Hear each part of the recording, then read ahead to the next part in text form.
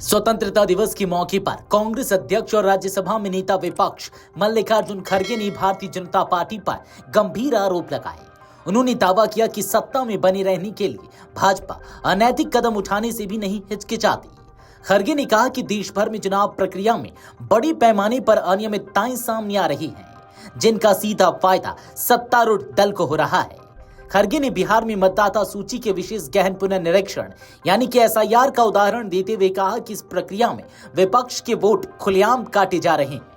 उन्होंने आरोप लगाया कि जीवित लोगों को मृत घोषित किया जा रहा है और लाखों लोगों के नाम सूची से हटाए जा रहे हैं।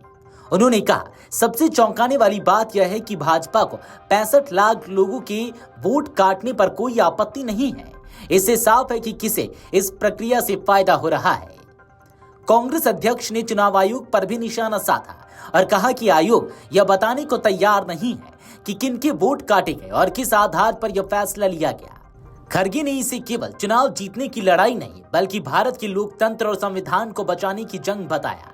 उनका कहना था कि जब निर्वाचन की निष्पक्षता ही खतरे में होती हो तो जनता के अधिकार स्वतः ही कमजोर हो जाएंगे। खड़गे ने केंद्र सरकार पर ईडी, सीबीआई और आयकर विभाग जैसी जांच एजेंसियों का खुले तौर पर दुरुपयोग करने का भी आरोप लगाया।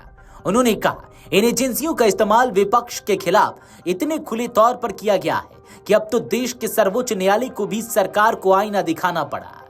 उनका कहना था कि सत्ता पक्ष का यह रवैया लोकतांत्रिक मूल्यों के लिए खतरे की घंटी है। खड़गे ने भाजपा सरकार की विदेश नीति पर भी सवाल उठाए। उन्होंने कहा कि भारत ने गुट निरपेक्ष नीति की वजह से जो विशेष स्थान अंतर्राष्ट्रीय मंचों पर हासिल किया था वह अब खो चुका है। स्वतंत्रता सेनानियों ने जिस सपने के साथ देश को आजाद कराया था वह सपना आज हमसे दूर होता जा रहा है। खड़गे का मानना है कि देश की विदेश नीति में संतुलन और भरोसे की जगह अब पक्षपात और दबाव ने ले ली है। अपने संबोधन में खड़गे ने देशवासियों से अपील की कि वे संविधान और लोकतंत्र की रक्षा के लिए एकजुट हों। उन्होंने कहा, यह सिर्फ एक राजनीतिक संघर्ष नहीं है बल्कि देश की आत्मा को बचाने की लड़ाई है। उन्होंने चेतावनी दी कि सत्ता के लालच में अगर लोकतांत्रिक संस्थाओं को कमजोर किया गया तो यह देश के भविष्य के साथ खिलवाड़ होगा। स्वतंत्रता दिवस के अवसर पर दिया गया यह संदेश केवल एक भाषण नहीं बल्कि कांग्रेस की ओर से 2025 के चुनावी माहौल में दिया गया स्पष्ट राजनीतिक संकेत माना जा रहा है। खड़गे ने साफ कर दिया कि आने वाले चुनाव में कांग्रेस लोकतंत्र, संविधान और संस्थाओं की रक्षा को ही मुख्य मुद्दा बनाएगी।